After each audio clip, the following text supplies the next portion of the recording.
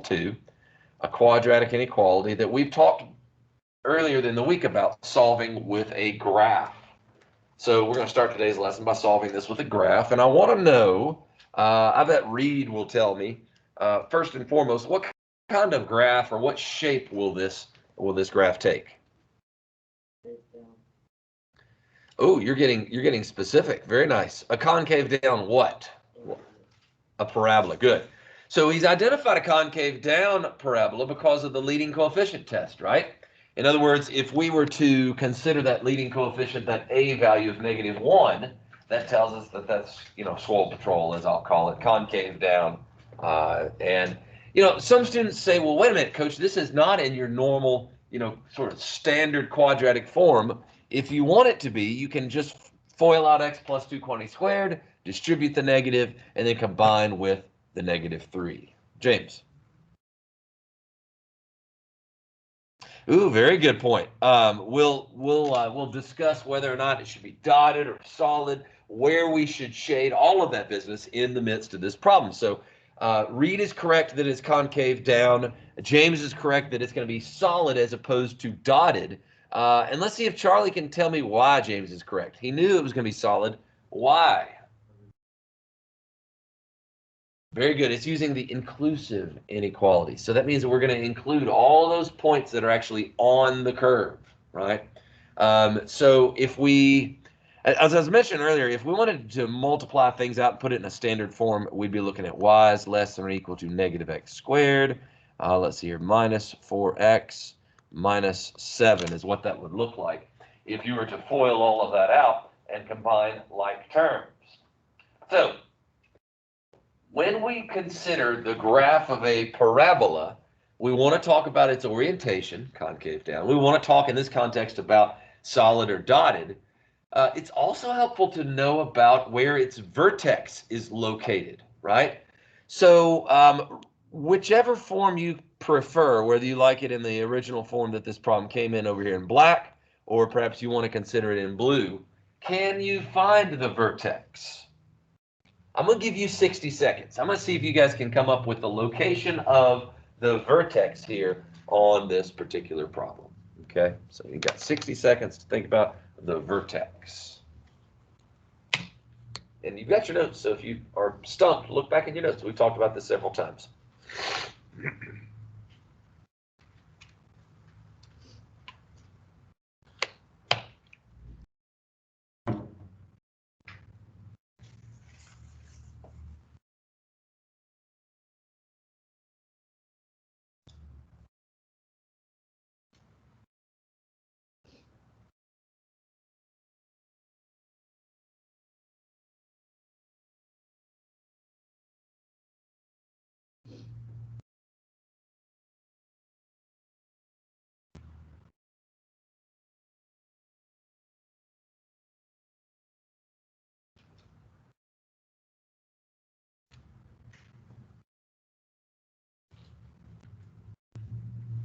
All right, it's been about 60 seconds. You may or may not have found it just yet. To be honest with you, there's 3 ways of looking at this, okay? I think there's 3 ways of looking at finding the vertex. Number 1, perhaps the way that you're most accustomed to, is considering it as we have in blue here since we've done this, right? Considering what A and B and C are. Joey, what's A, B, and C in this case?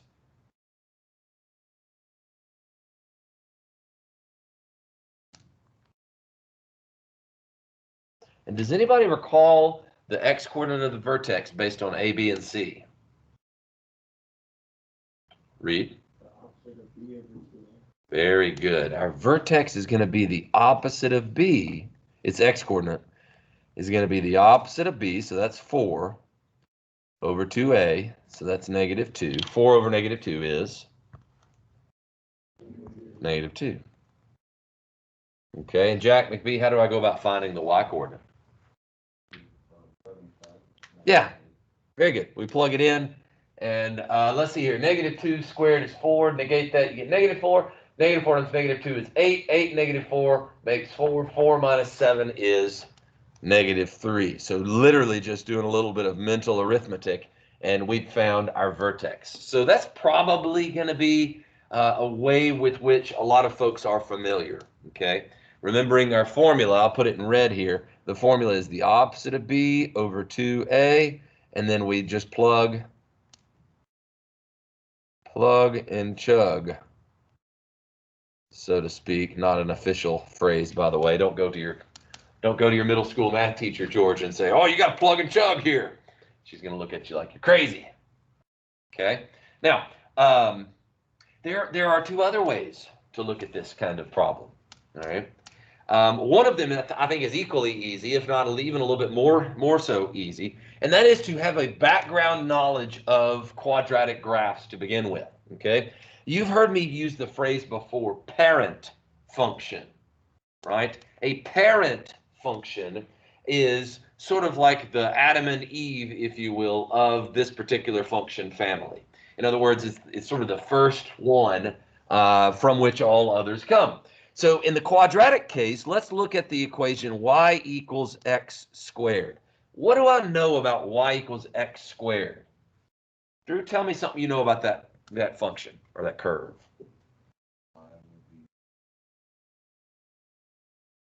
Okay, so y will be x times x. Lewis, something else. We're thinking graphically. What do I know about the graph of this one?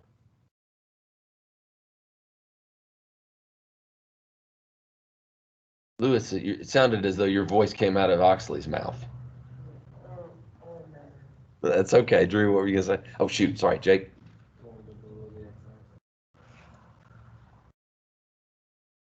My ears maybe were playing tricks on me. I thought you said it maybe was going to be below the x-axis.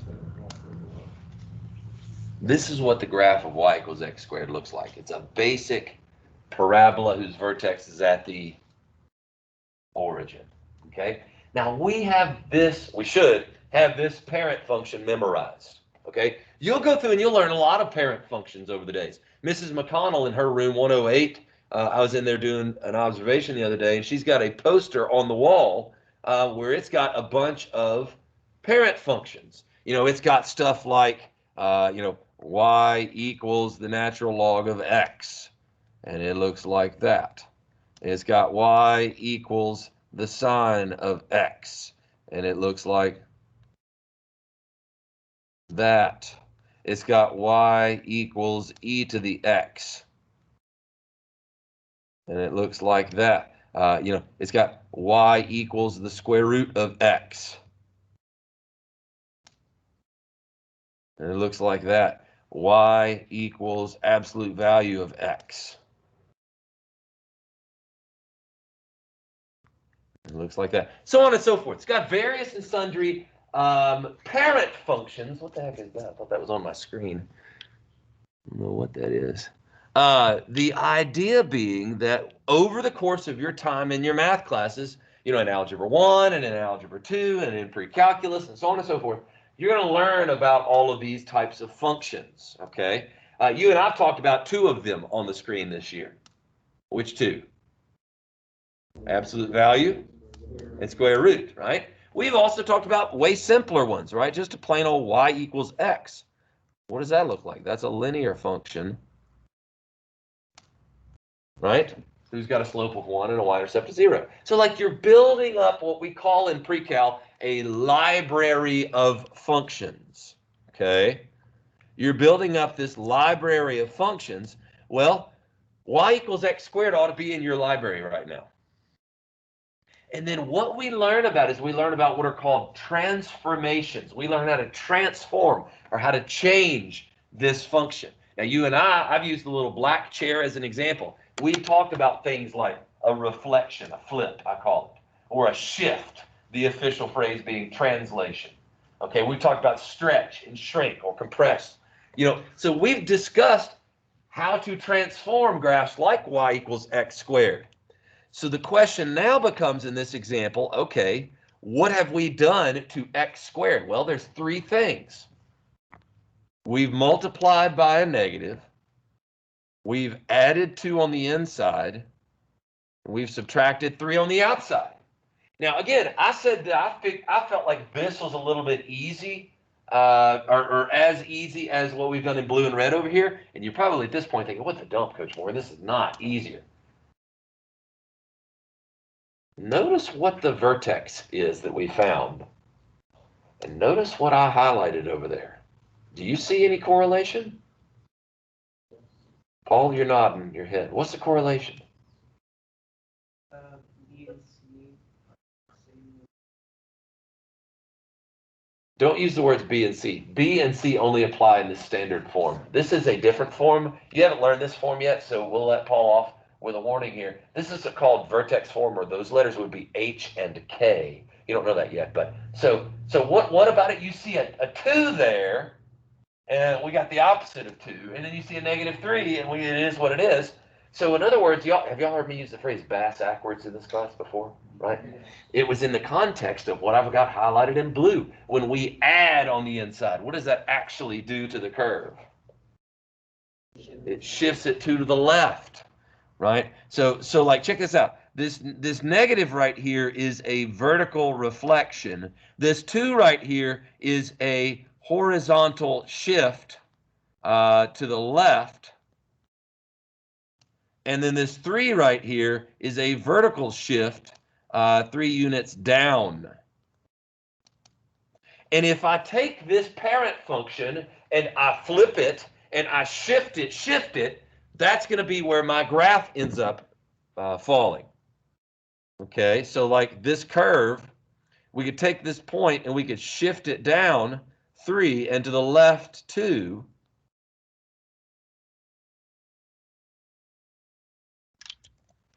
And then all of a sudden, we've got ourselves a parabola. Okay. And in fact, I could probably do a little bit better with that right-hand side. 1, 2, 3, 4. Because it's got a y-intercept of 7.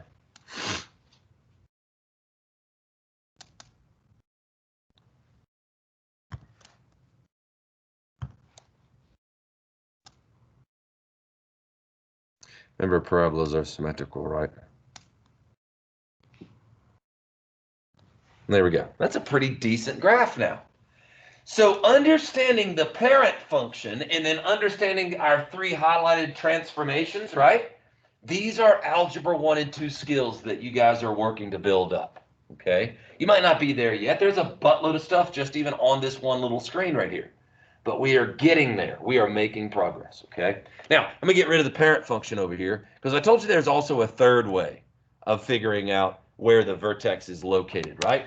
The first way we said put it in standard form and do the opposite of B over 2A as Reed informed us, and then the plug and chug, I think, as Jack informed us.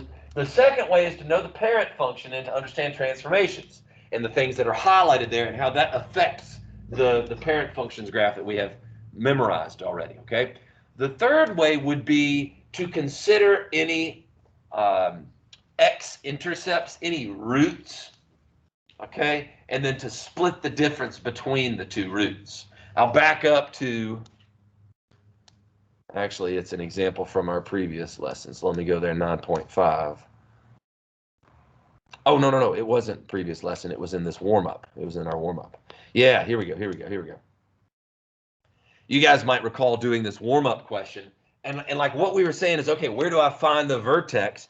And we had first keyed in on the fact that these were our 2 roots, right? We had a root of 7 and a root of -1. And so we had graphed these 2 out, and then we had considered where's the vertex at, okay? And so I said, or perhaps one of you guys said, why don't we just split the difference between the 2 x-intercepts, right?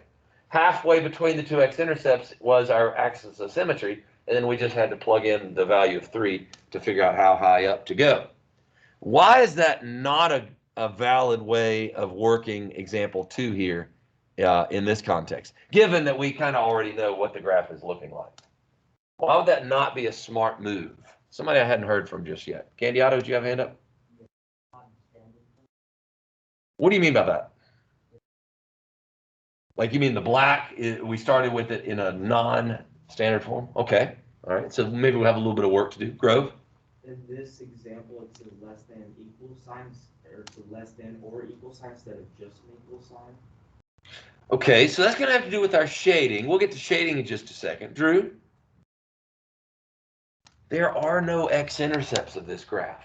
It is concave down, and its vertex is Paul Mascap. It's below the x-axis. So where in the world would I find its x-intercepts? I don't have two visual cues to just say split the difference. Now, if I'm smart, and let's go back to Grove's comment. I think Grove's the one that said this. If it might be actually Candiato. Grove, did you say something about the standard form, or was that Jack? Okay, so go back to Jack's comment just for a second. Yeah, that's right. Grove was talking about shading. We'll do shading in a minute. Just for a moment, let's consider. Pretend like I don't know. This clicking is driving me nuts. Pretend that I don't know what the graph looks like just for a moment. And I'm over here in this blue area, and I'm working to maybe find the x-intercepts. I don't know that there aren't x-intercepts at this point, right? How do I go about finding x-intercepts? We did this in the warm-up yesterday, right? What do you know about the y-coordinate of every x-intercept? It's what?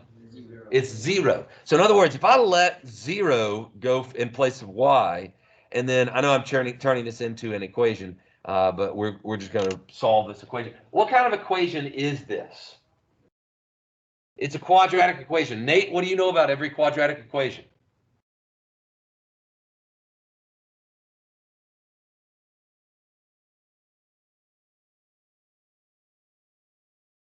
Oh, they all have roots, and that's exactly where I'm getting at. How many do they have? I mean, does every quadratic equation always have? 2. Now, they might not be real. We're kind of suspending our knowledge of it. We're pretending like we don't know the graph. But like even this graph is going to have 2 roots. They're not real roots, though. They're imaginary roots, okay? And so like for example, if you didn't know that already and you were like, Nate told me there's 2 roots, daggum, I'm going to find those 2 roots. Remember how we've got 4 techniques? Graphing, fashioning the ZPP, complete the square, and the quadratic formula, right? None of these methods really work except, well, the first 2 don't really work here. So we could either complete the square or do the quadratic formula. Why don't we try quadratic formula? We haven't done that one in a while. Okay, so let's practice. Let's do a quadratic formula question real quick. We know what A is, we know what B is, we know what C is. We've already identified those. So here, X is going to equal the opposite of B plus or minus the square root of B squared minus 4 times A times C all over 2A. All right, now Tiago, do you remember what we call the radicand of our quadratic formula? Very good, it's the discriminant. I want you guys to calculate our discriminant real quick. I wrote it up in a nice, easy way. This is how I always write it up. I square whatever B is in my head. I feel comfy doing that. And then I write minus 4 and then A in parentheses and then C in parentheses so that I don't mess up the signs in my head. When you've got your discriminant, put your hand in the air. When you've got your discriminant, put your hand in the air. In other words, when you've worked out that arithmetic.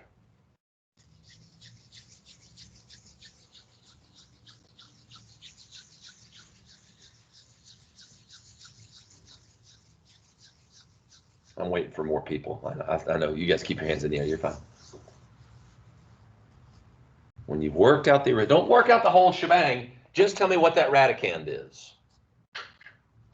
All right, Jack Nick B, I saw your hand up first. What you got? So the radicand being negative 12. Does anybody concur with that? Anybody else get that as their discriminant? Okay, several people. Perfect. So 16 is my first term right here, and then a negative times a negative times a negative. That's an odd number of negatives, so I know the resulting product will be negative. 4 times 1 times 7 is 28. So 16 minus 28, 28 minus 16 is 12. Negate that because the bigger number was negative, and we got negative 12. Okay, so 4 plus or minus the square root of negative 12 all over negative 2. Now, I haven't taught you guys algebra 2. You have not had algebra 2 yet. However, I bet you could simplify the square root of negative 12. I bet you could simplify. What's hiding inside of the square root of negative 12? Let's see here, Nate. Good, there's a 4 there. So we can pull that 4 out. Square root of 4 is 2, and we can say that's the same thing as 2 square root of negative 3, right? You guys comfy doing that? Okay, and then we notice, hey, look, there's a 2 on the bottom, and there's a 2 on both of the terms up at the top that we could simplify out. So we could get 2 plus or minus square root of negative 3, all divided by negative 1, which we could simplify as just being, negative 2 minus plus square root of negative 3. The minus plus doesn't really matter because you got both of them still, don't you? Right? So if it was positive, the dividing by negative 1 makes it negative, and if it was negative, the dividing by the negative 1 makes it positive. So really that doesn't matter. I flipped the sign there just for visual purposes. What do we know about taking the square root of a negative number at this point in Algebra 1? Again, you haven't had Algebra 2, so you don't know about I, but what do we know about taking the square root of a negative number? Yeah, it's a non-real result, okay? But if I told you that you could treat it just like a number, right? And if we split these two values up, instead of saying negative 2 plus that radical and negative 2 minus that radical, okay? X equals negative 2 plus some funky number and negative 2 minus some funky number. And I told you to split the difference. Visually, like with X-Intercepts, that's what we were doing. I think in that previous example in the warm-ups, you had one of them was at 7 and one of them was at negative 1. We said, oh, that's a distance of 8. We'll split it down the middle, 4. 4 away from 7 gets me to 3. 4 away from negative 1 gets me to 3. 3 is smack dab in the middle. What is in the middle of negative 2 plus some funky number and negative 2 minus some funky number? Not 0. Negative 2. What does it mean to find the thing that's in the middle? There's another way of phrasing that process. If you have 2 test grades, what test grade would be in the middle? The average, the arithmetic average, right? Where we add them up and we divide by 2. So if you wanted to add these up, I'm out of room again. I gotta scooch this down. Insert. There we go. Oh shucks, my 2 we got that left behind. All right, get on down there too. All right, so like if we wanted to average these 2 numbers, adding them up and dividing by 2. All right, let's add this plus this. So we got negative 2 plus some funky non-real number plus negative 2 minus some funky non-real number divided by 2, okay? Well, guess what? Something happens up here on the top that's rather nice. What is it? Those 2 numbers cancel out, and we're left with negative 2 plus negative 2, which is negative 2 plus negative 2, which is negative 4, and negative 4 over 2 is negative 2. In other words, go back to your quadratic formula, and this is the only part that matters as far as finding the vertex's x-coordinate, okay? This number right here, that part, everything I'm circling in red is the same dadgum thing. Because when you're finding the x value or the x-intercept, not x-intercept, excuse me, the x-coordinate, there we go, of the vertex, okay, it is taking the average of your 2 roots. And from our quadratic formula, right, the first root is the opposite of b plus square root of our discriminant over 2a. And our second root is the opposite of b minus the square root of the discriminant over 2a. And when we average those 2 things, the only thing that the thing that cancels out is the discriminant. And so we're just left with the opposite of b over 2a, okay, as our x coordinate. Because when we add those 2 together, we get 2 times the opposite of b over 2a. and then we divide by 2 because we're averaging, and those two cancel out, and that's the x-coordinate of our vertex every time. Okay, now that's a long way around the barn to say that you can still, to find the x-coordinate, you could still, quote, quote, find the roots and average the two of them, or you could just have memorized the opposite b over 2a. Okay, we're exercising in here. I hope you guys are with me. Go back to Grove's point. We need to do a little shading, don't we? Let's wrap this problem up with some shading. Where should I shade? All right, where should I shade Charlie in this parabola or outside of this parabola? Should I shade here or should I shade here? Pardon? Inside the parabola. So Charlie says, Coach Morgan, you should shade in there. How many of you guys agree with Charlie? How many of you guys disagree with Charlie? You think Charlie needs to just get out? All right. We can be certain by picking a little TP.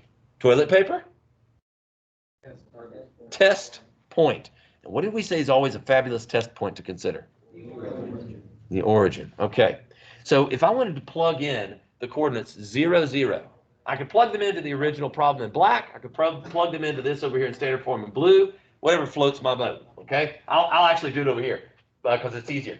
0 in for y, 0 in for x. So what that is the equivalent of saying is that 0 is less than or equal to, question mark, -7. Is that a true statement? It is not. Therefore, I should not shade over the region that contains that origin. I should shade over the other region. So kudos, Charlie's correct. Another way of looking at this is y is less than or equal to, so that's the idea of shading below, underneath, okay, the curvature. You go back to your original notes from this section earlier, and you say, well, wait, look, less than or equal to, you didn't shade inside the curve. It's not a matter of inside or outside. It's a matter of above or below, okay? So both the less than or equal to, as well as the strictly less than, those were where we shaded under or below the curve, okay? And we can always pick a little test point to be certain about our shading, okay? Now, I took an easy problem and I lengthened it out and we dissected it and we got, knee deep into the marshy lands here.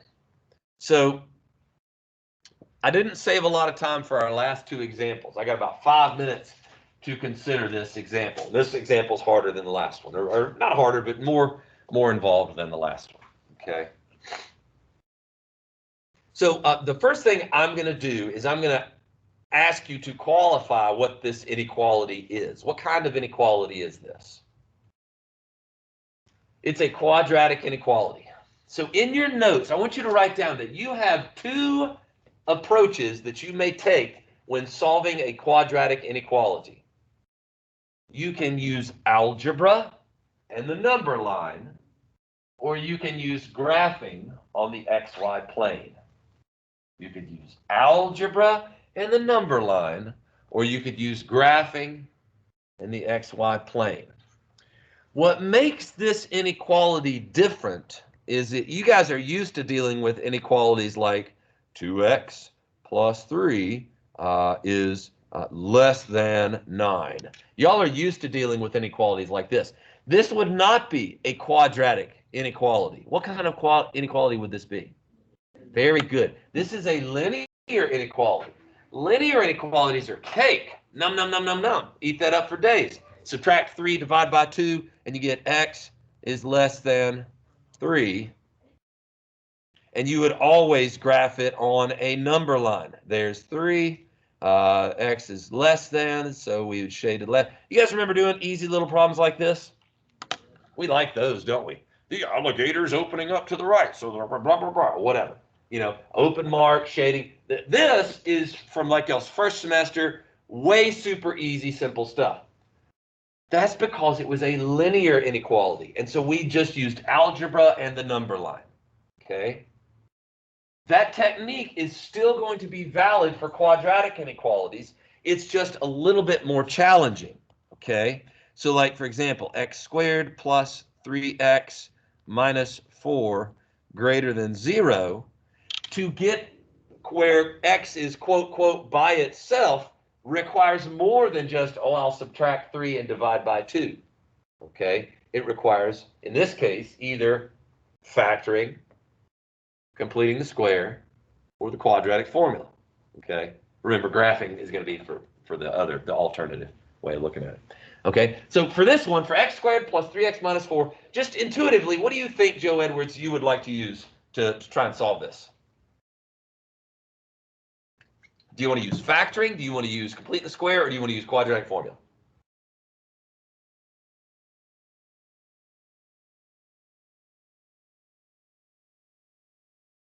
Okay. Can you tell me if it factors? Do you know if there are 2 factors of -4 that add up to +3?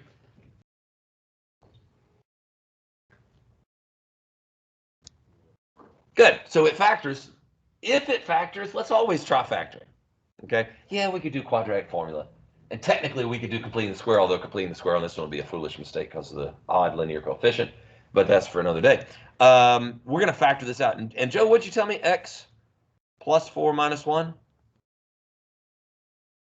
All right. Now here's the rub, fellas. Is that if this were an equal sign, I'd be set. I would just say my 2 answers are what? -4 or +1. Because this is not an equal sign, I'm going to have to be a little bit more thoughtful. Okay? So the 2 roots or zeros of our quadratic function there are going to partition the number line up into segments. And in this case, it's going to partition it up into 3 segments. A linear inequality partitioned up the number line into how many segments? Into 2. And so when we jump up to a degree 2, it's going to segment it into 3 parts. What do you think a cubic inequality would do? How many segments? It would have 4. Oh, very good. It would have 4 segments, and so on and so forth. Right? The more segments that we have, the more complicated the process becomes. Okay? So what we'll do is, like I said, I've spent a lot of time on the previous example, so we're going to pause right here on this problem, and we're going to pick up with it more tomorrow. Okay? And we're going to get knee-deep into the algebra and the graphing tomorrow. So, hey, great job today, fellas. I appreciate your hard work, and I look forward to seeing y'all tomorrow. Have a great day. Live Jesus in our hearts forever. All right. Thank you so much.